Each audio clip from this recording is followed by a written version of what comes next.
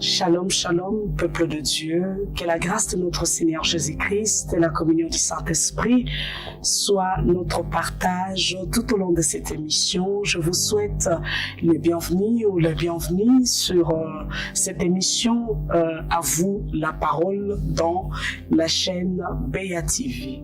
En tout cas, nous allons aborder aujourd'hui, par la grâce de Dieu, un sujet que je trouvais intéressant pour la maturité du peuple de Dieu, qui est le sacrificateur ou la sacrificature.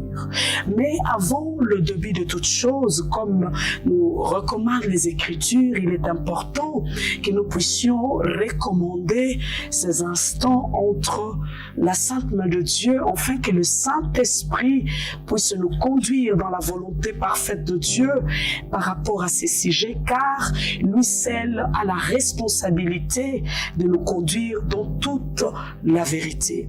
Est-ce que tu peux incliner ta tête là où tu es pour que nous puissions prier ensemble?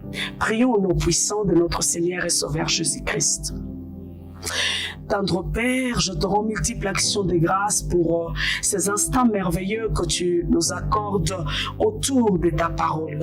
Cher Saint-Esprit, toi qui as la responsabilité de nous conduire dans toute la vérité, s'il vous plaît, je t'en prie, viens et conduis-nous dans toute la vérité, afin que ton peuple soit éclairé par cet enseignement. Que la gloire et l'honneur soient rendus à celui qui était mort et ressuscité au 3e jour, Christ de Nazareth, que nous avons ainsi prié. Amen. Le sacrificateur et la sacrificature. Je crois que nous allons commencer à donner la définition de ce qui signifie la sacrificature. Pourquoi? Parce que lorsque nous entendons sacrificateur ou sacrificature, en plongeant dans la profondeur de la parole de Dieu, selon l'ancienne alliance et la nouvelle alliance, nous avons déjà la compréhension qu'il s'agit des sacerdoces différents, parce que sacrificature veut tout simplement dire sacerdoce. Et selon les Écritures, comme je le disais tout à l'heure, nous avons des sacerdoces différents. Les sacerdoces de l'ancienne alliance a ses exigences. Le sacerdoce aussi de la nouvelle alliance a aussi ses exigences. Et c'est de tout ça, en tout cas, que nous parlerons par la grâce de Dieu aujourd'hui. J'étais en train de dire que je commencerai par donner la définition de ce qui signifie le sacerdoce, que nous avons appelé la sacrificature aujourd'hui. Le sacerdoce veut tout simplement dire fonction du prêtre. Une autre définition, fonction qui présente un caractère particulier dévoué à l'égard d'autrui. Je me répète, fonction qui présente un caractère particulier dévoué à l'égard d'autrui. Sur cette définition, nous avons déjà la compréhension que ce qui était appelé à exercer cette fonction-là dans les sacerdoces, que nous avons appelé ou que la Bible appelle sacrificateur, devait être sélectionné avec des exigences particulières. Mais avant que nous puissions rentrer en profondeur de ces sujets, j'aimerais que nous puissions aller au départ, à la source de ces mots qui est sacrificature ou sacerdoce, ainsi que les sacrificateurs. C'est dans Genèse au chapitre 14, verset 18 et le verset 19. La Bible dit ceci: Melchisédek, roi de Salem, prêtre du Dieu très haut, il apporte du pain et du vin. Il bénit Abraham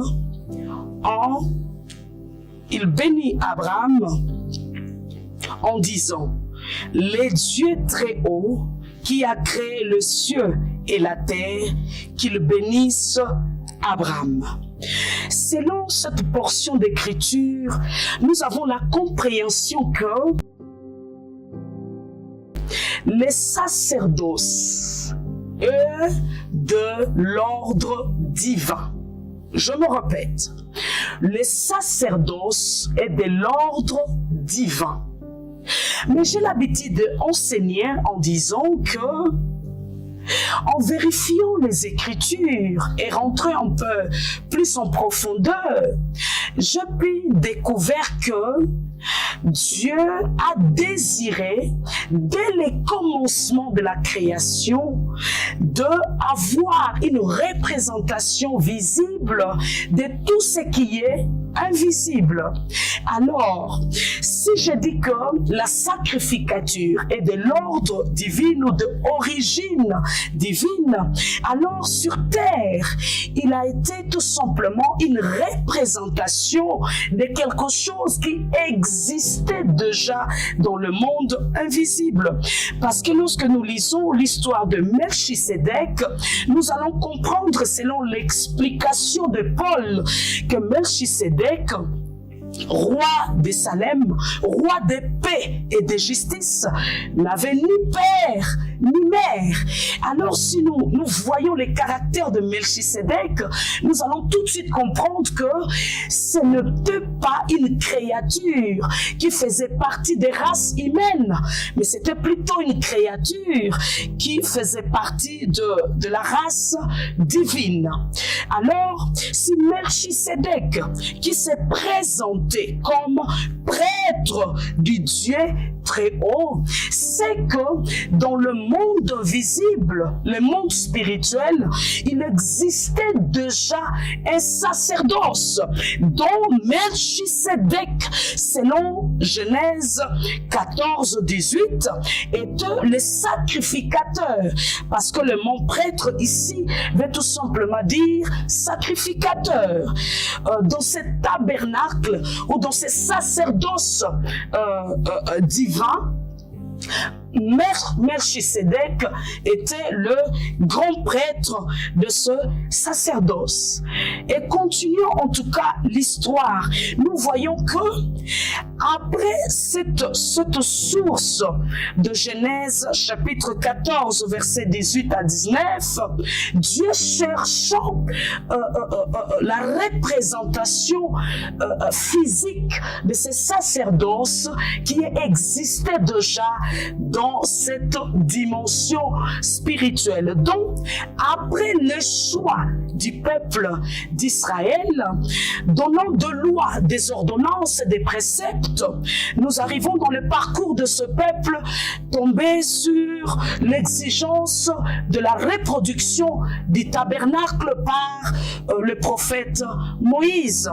Lorsque le Seigneur donne ou demande à Moïse de construire le tabernacle pour qu'il puisse demeurer au milieu de ce peuple ou habiter au milieu de ce peuple, l'Éternel dit à Moïse de bâtir le tabernacle selon le modèle qu'il a vu sur la montagne. C'est que le tabernacle que Moïse devait bâtir devait tout simplement être la représentation du tabernacle céleste. Et il dit à Moïse de choisir une tribu qui devait exercer cette fonction dans le tabernacle.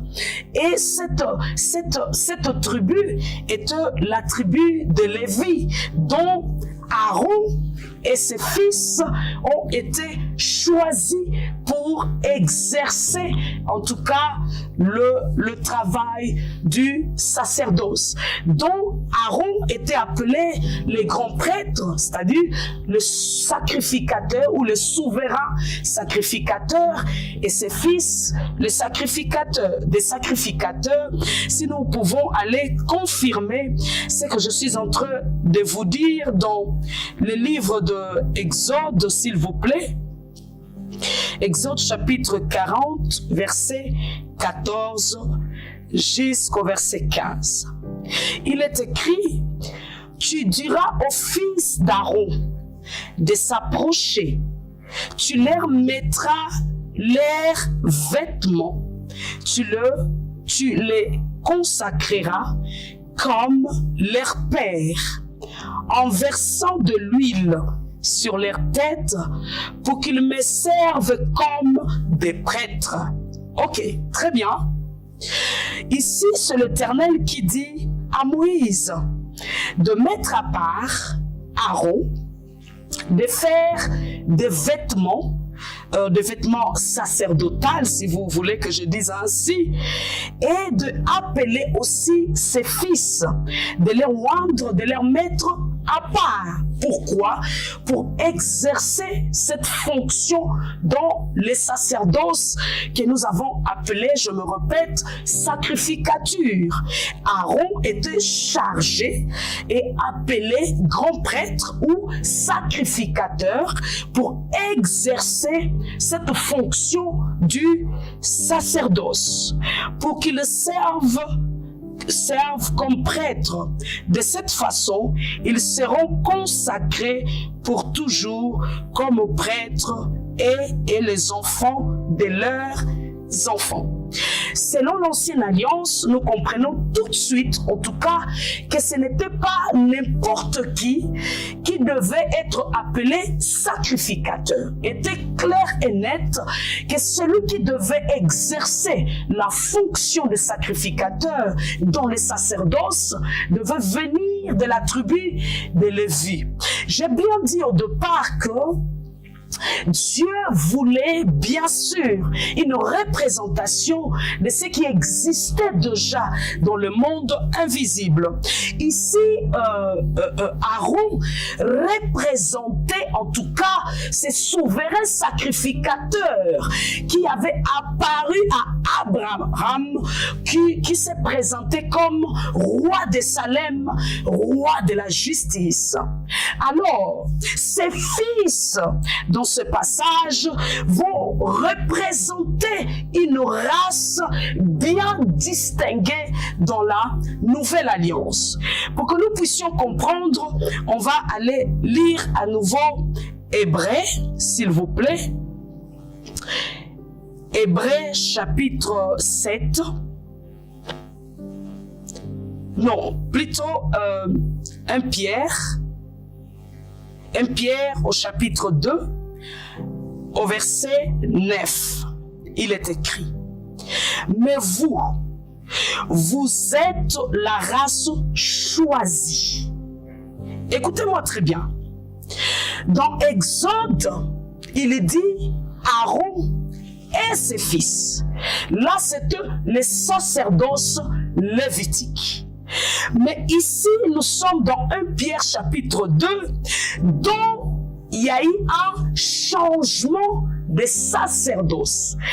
Et dans ces sacerdoces de la Nouvelle Alliance, là, l'apôtre Pierre porte la précision de cette race qui va maintenant exercer le sacrifice ou le sacerdoce.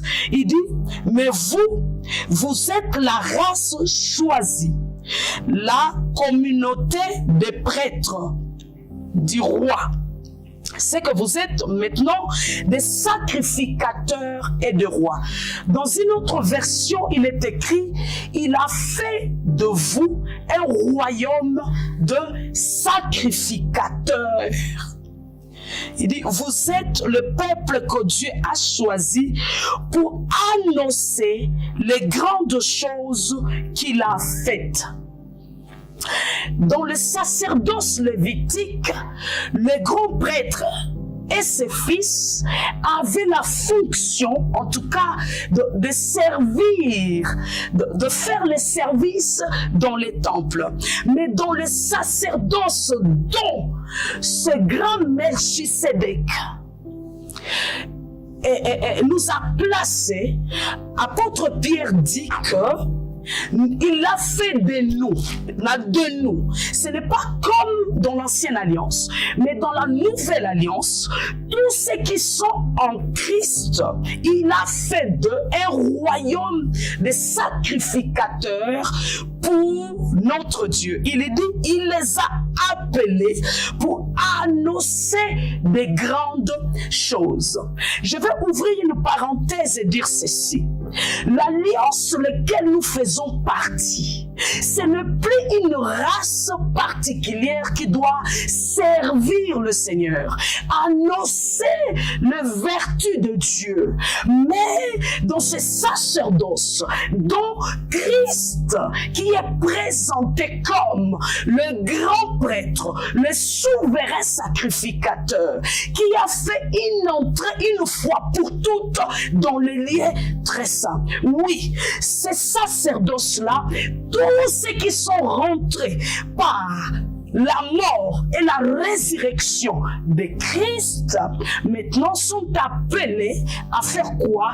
À exercer, à témoigner les vertus de Dieu. Il dit, il vous a appelé à sortir de la nuit pour vous conduire vers la lumière magnifique. Autrefois, vous étiez pas le peuple de Dieu, mais maintenant, vous êtes son peuple. Je tiens aussi à préciser que dans l'ancienne alliance, dans ces sacerdoces lévitiques, Dieu avait un peuple. Dieu avait des serviteurs. Mais dans le sacerdoce, dont Christ est le souverain sacrificateur, ces sacerdoces dont nous les croyants, nous faisons partie, cette loi a été changée. Nous sommes plus des serviteurs, mais nous sommes ou nous faisons partie de la famille de Dieu, dont nous avons le statut d'enfant de Dieu. Et tout celui qui fait partie de ce sacerdoce que nous avons appelé sacrificature a maintenant l'obligation, les devoirs et la responsabilité d'annoncer dans toute la liberté, le vertu, l'amour, la grandeur et la puissance de notre Dieu. Raison pour laquelle je tiens à te dire que tu ne fais plus partie du sacerdoce lévitique, dont un seul peuple, une seule catégorie est appelée pour le service. Mais toi qui me regardes, toi qui me suis, tu es aussi appelé dans ce sacerdoce royal dont Christ est le souverain sacrificateur pour que tu puisses annoncer le vertu de Dieu. En tout cas, que la grâce et la paix de notre Seigneur Jésus-Christ soient votre partage. Demeurons bénis au nom de Yeshua.